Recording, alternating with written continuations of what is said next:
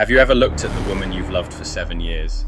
The woman who sleeps peacefully in your arms every night, and suddenly realize the cologne on her shirt belongs to the exact same VP who makes your life a living hell at work? I could have screamed, I could have stormed into the C-suite and smashed his face in. But I didn't, I chose silence. I played blind and deaf for 6 whole months. Why? Because signing divorce papers is too easy. I wanted to completely annihilate their lives, their careers, and their egos. And this is exactly how I pulled it off. Chloe and I had been married for 4 years. We were the golden couple in our friend group. She was the marketing manager, and I was the lead IT network admin at the same tech firm in downtown Chicago. I loved her blindly. I took on freelance coding gigs, pulling all-nighters on weekends, just to pay off the mortgage on the luxury condo she had always dreamed of. I thought as long as I worked hard, this family would be an impenetrable fortress. But that fortress was rotting from the inside out. It all started on a Friday night. Chloe told me she had to stay late to finish a Q3 campaign with Marcus, the VP of sales, and her direct boss.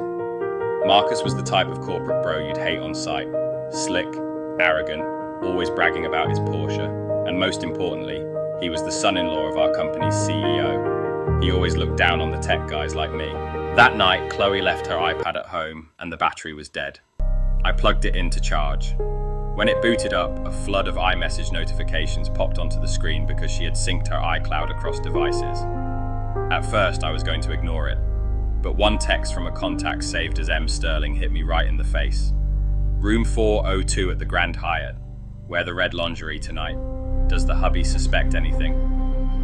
My heart felt like it was being crushed in a vice. Trembling, I scrolled up to read the rest. It wasn't just nauseating, filthy texts. There were photos too.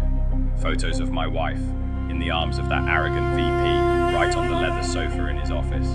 They had been sneaking around for over half a year.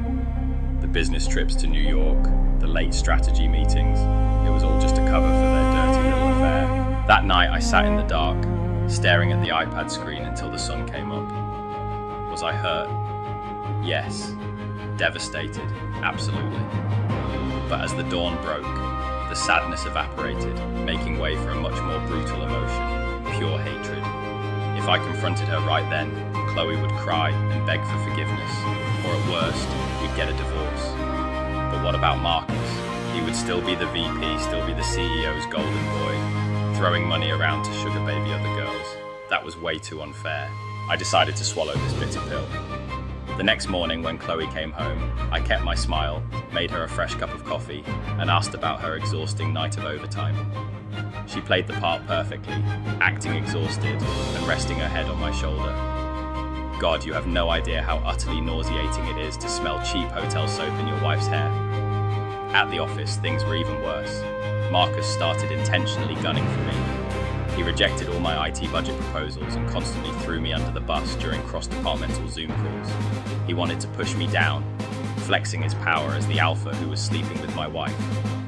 Once, walking down the hall, I caught Chloe and Marcus standing in a blind spot by the elevators.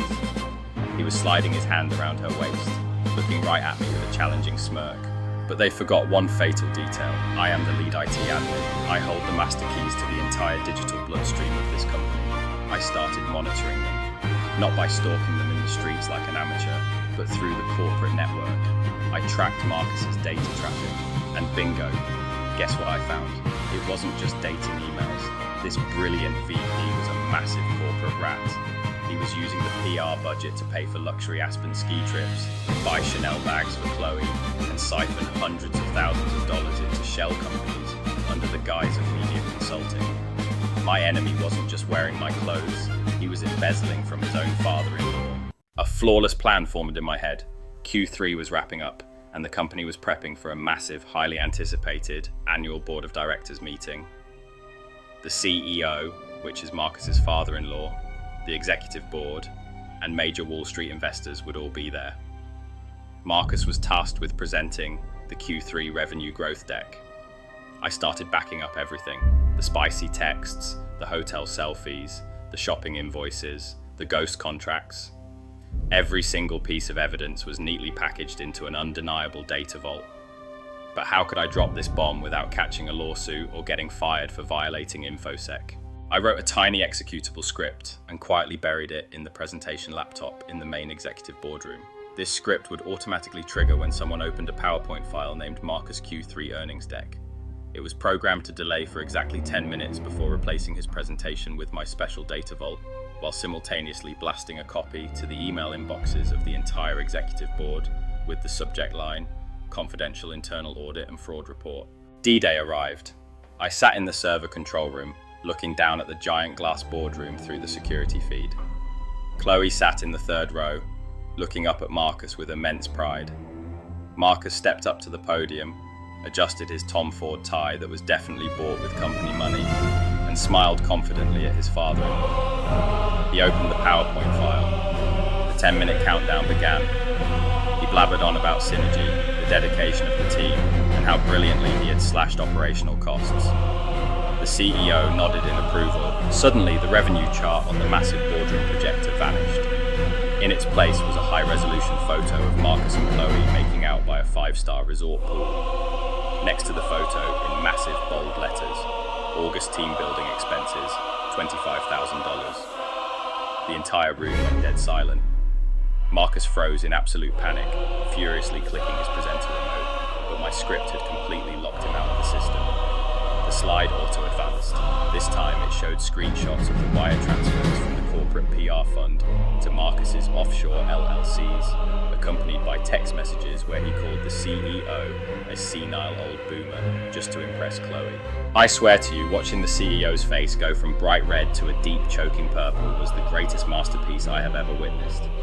The CEO's daughter, Marcus's legal wife, who was sitting in the front row, stood up, threw her iced latte right in his face, and slapped him so hard it echoed through the room, all in front of the 50 most powerful investors in the building.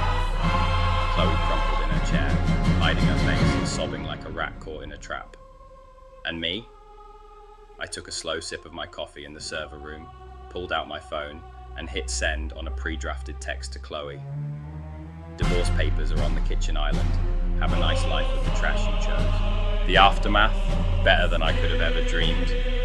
The meeting was immediately suspended. Marcus was escorted out of the building by security, not even allowed to grab his jacket. The following week, the company brought in the SEC and the FBI. He was indicted for federal wire fraud and embezzlement. His wife took him to the cleaners in the divorce, and he was kicked to the curb facing serious prison time. Chloe was fired immediately, drowning in the contempt of the entire office.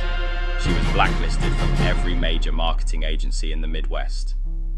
2 months later, she showed up at my condo, which was now legally 100% mine, dropping to her knees at my door, crying, begging for forgiveness, and claiming Marcus manipulated her. I just smiled, slammed the door in her face, and turned on some smooth jazz.